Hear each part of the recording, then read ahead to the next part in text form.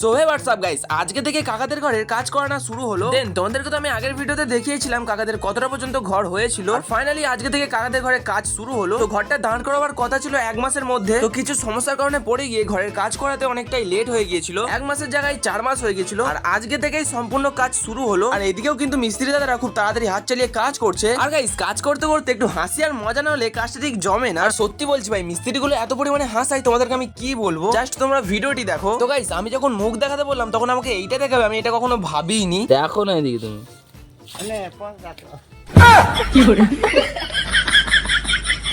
আর guys, ছোট ভাই তো স্টিল বডি বার করে মজা নিচ্ছে।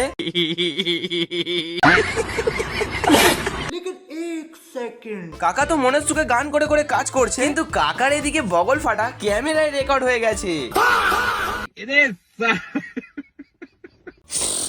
সুগন্ধ।